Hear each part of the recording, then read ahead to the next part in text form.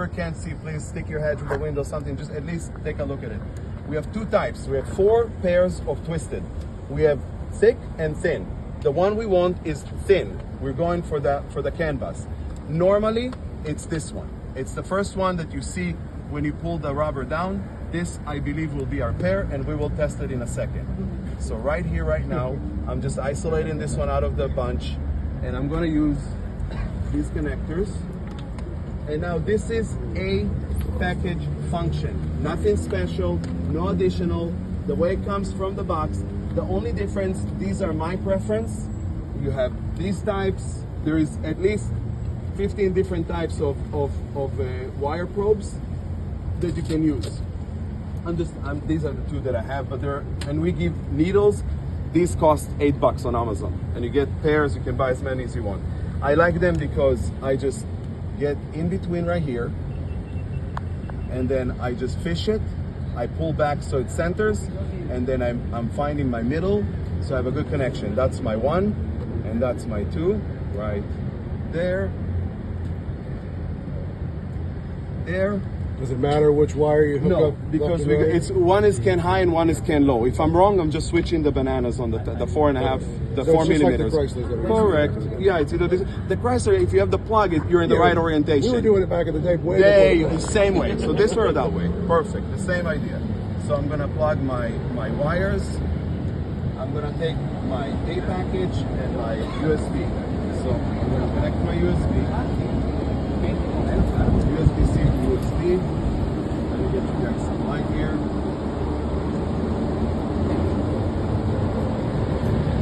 Does the software play with other softwares, or needs to be on its own hard drive? It's fairly friendly. The problem is not the software. The problem is other drivers on the computer. You want as clean as possible. You can see that I have plenty of softwares in this computer, no issues. But we're similar, like you can't have Ford and Mazda together. Or Ford and SDD together. So this is not the case. You can have different, so you can have Audis on this one with lock 50, Nissan on this one with lock 50, and Ford and lock 50, and no issues everywhere. But when you have a bunch of them on one computer, that's where the issues start. Because there's already problems with drivers that you don't even know. You're failing on some softwares in certain parts, and you're like, oh, the car is the issue. No, it's the computer. So I recommend as clean as possible. I'm not expecting you to have 20 computers in the car, but laptops in the car, but less is more. Okay, in my desktop, you can see that I'm not shy. There's a bunch of them. No issues. So we're gonna go with this. Clean the background a little bit so we don't have easy lines. Authorize this guy. And then our software automatically checks for updates. If it needs an update, it does it on the spot. It's a quick download. Once you plug in, you're gonna have this screen. You have three main things. Scan the car. File utilities is to make a key by a file that we read from an RFA, and this is to identify an actual key on the vehicle. So this is, once I'm plugged in, this will light up, and that gives you my serial number, etc.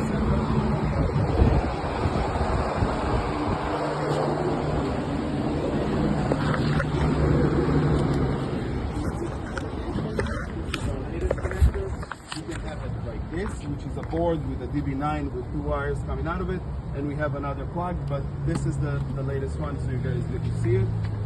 And then I'm just any DB9 wire, DB9 to DB9, I'm connected. So I have my lock 50 to the computer. I see that I'm registered correctly.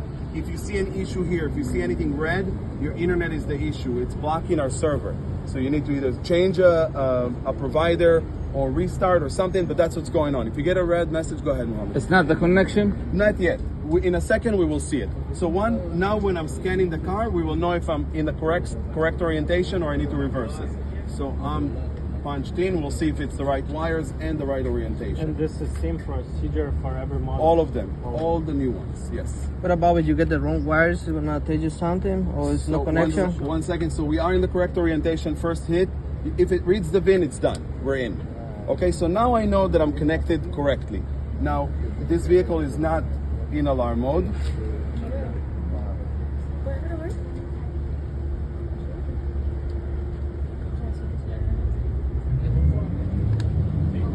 I'll just, I have a guy on site, so if you guys bear with me, I will do both.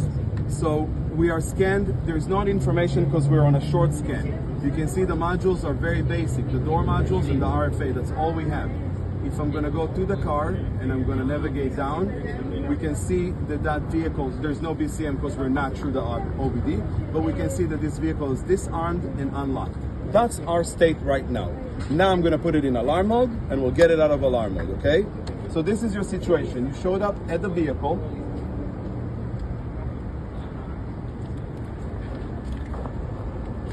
I'm gonna lock the latch so the car stays locked. Okay, otherwise it won't lock. So you can see the mirrors are folded. That's our sign. I'm gonna put the key over here. Corner.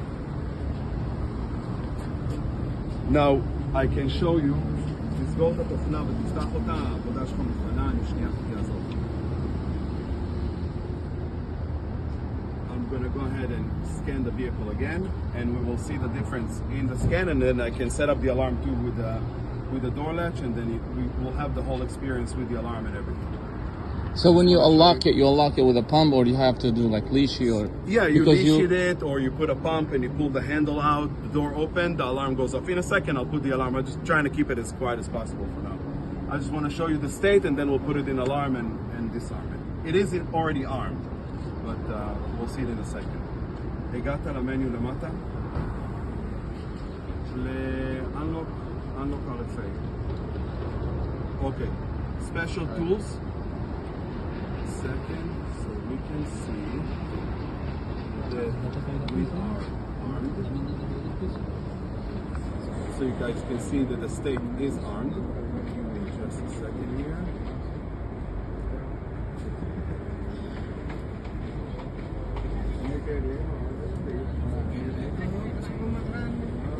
Bear with me for 1 second, guys. Keep rolling, I'll be right back.